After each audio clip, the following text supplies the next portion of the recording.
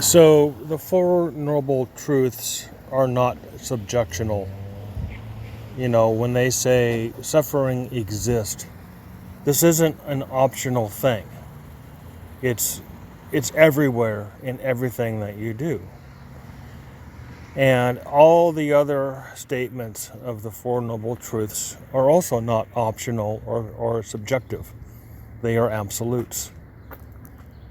So that is the first thing that a person has to orient their mind to, is that if you're in a mortal body in the realm of samsara, which is that which comes and that which goes, you're in suffering. That's just it. There's no maybe, if, ands, or buts. When you accept that, then you start to see why there's an Eightfold Path. Now, Western Buddhists make grave mistakes with the Eightfold Path. They believe it's a ladder of morality. And they say, well, you put the Eightfold Path to your life, which is not true. What the Eightfold Path is, it is intended for suffering.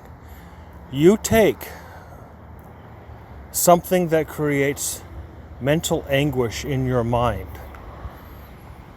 and you use dhyana, which people also confuse as meditation, and it's not. It's supposed to be the intent of Zazen, which is the crude translation of dhyana, which is to reach within yourself, and in that moment of stillness, you pull out what is the nexus, what is the kernel, what is the root of the item of suffering that is creating in you, whatever longing, attachment, craving is there. Maybe you think you need to be banging more hot girls, or maybe you think you need to be getting more money. So you pull something out like that, and you pull that out, and you throw that on the Eightfold Path, and they're like knives. It slices it apart. Right thinking, right view, right intention, right action, blah, blah, blah.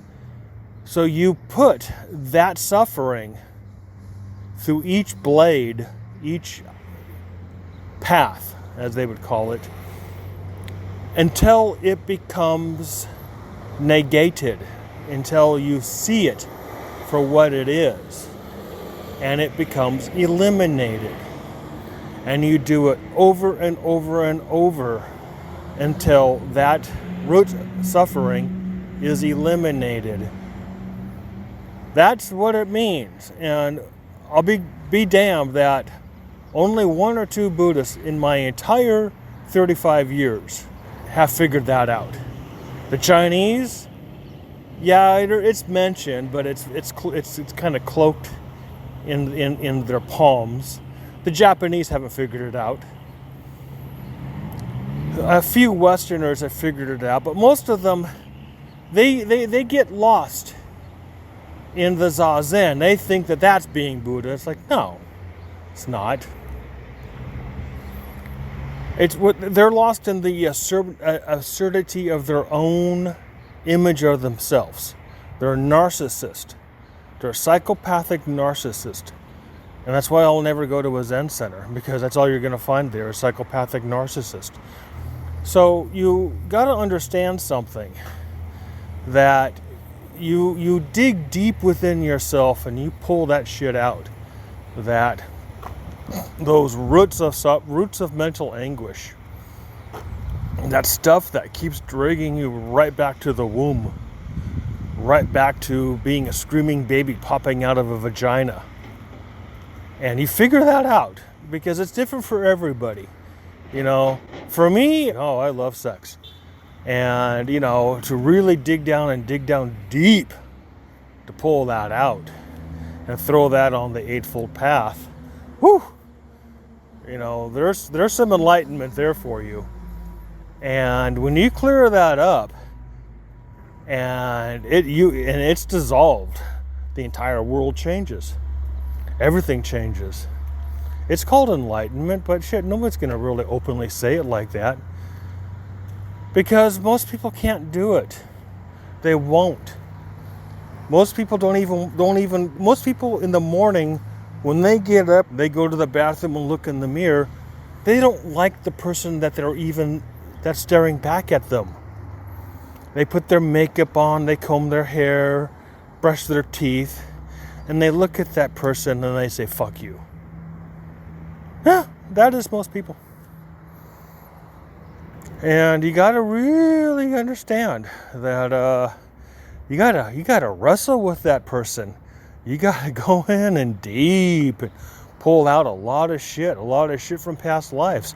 And you'd be surprised what sort of traumas are going to come up, and it's like, oh my God, where is this trauma coming up at? Where is this clinging coming up at?